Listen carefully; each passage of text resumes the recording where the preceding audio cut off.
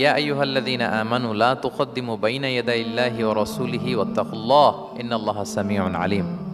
ওহে বিশ্বাসীরা, তোমরা আল্লাহ আল্লাহর রাসূল তোমাদেরকে যা করতে বলে এইটার চেয়ে বেশি অ্যাডভান্স হয়েও না, অতটুকুতেই থাকো, ওটাতেই কল্যাণ, ওটাতেই বরকত। আল্লাহ আল্লাহ রাসূলের চাইতে বেশি বোঝা যাবে না। ওনারা যেটা বলেছেন এটাই ফাইনাল। মা কানা লিমুমিনিন ওয়ালা মুমিনাতিন ইযা কাদাল্লাহু ওয়া রাসূলুহু আমরান আইয়াকুনা লাহুমুল খিয়ারাতু মিন আমরিহিম। আল্লাহ আল্লাহ রাসূল যদি আমাদেরকে কোনো নির্দেশনা দেয়, তখন কোনো বিশ্বাসীর জন্য এটা মানলেও চলে, না মানলেও চলে, এরকম ভাবা যাবে?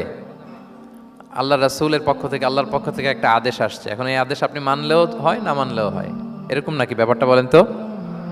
বরং মানতেই হবে। বরং কি? মানতেই হবে। এটা কম্পালসারি, এটা অপশনাল না। তাহলে সমাজকে শান্তিপূর্ণ করার এক নাম্বার গাইডলাইন হচ্ছে আল্লাহ রাসূলের পক্ষ থেকে যে নির্দেশনা আসবে এটা আপনাকে কম্পালসারি টু অ্যাবাইড বাই, এটা মানতেই আপনাকে হবে। এবং রাসূল সাল্লাল্লাহু আলাইহি ওয়াসাল্লাম যেটা শিখিয়েছেন ওইটাই স্ট্যান্ডার্ড, এর চেয়ে আর ভালো করা যায় না। এক সাহাবী বেশি ইবাদত করতে যেয়ে বললেন যে আমি আজ থেকে সারা রাত তাহাজ্জুদ করব, রাতে আর ঘুমাবো না।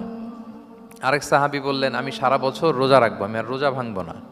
আরেক সাহাবী বলে আমি আমার স্ত্রীদের কাছে যাব না, আমি সন্ন্যাসী জীবন যাপন করব। তো রাসূল সাল্লাল্লাহু আলাইহি ওয়াসাল্লাম শুনে অপছন্দ করলেন, বললেন তোমরা নাকি এমন এমন বলেছো, আমি তো বিশ্বনবী রাহমাতাল লিল আলামিন, আল্লাহর হাবিব, আমি তো কোনো দিন রোজা রাখি, আবার কোনো দিন রাখি না। সোম বৃহস্পতিবারে রাখি, অন্যান্য দিন তো রাখি না। আবার রাতে আমি ঘুমাই, আবার তাহাজ্জুদও পড়ি, আবার আমি স্ত্রীদের সাথেও মেলামেশা করি। তো আমার এই ব্যালেন্স লাইফ লিড করেও তো আমি আল্লাহর শ্রেষ্ঠ হতে আমার কোনো সমস্যা হয় নাই, তোমাদের কি সমস্যা হলো? সুবহানাল্লাহ।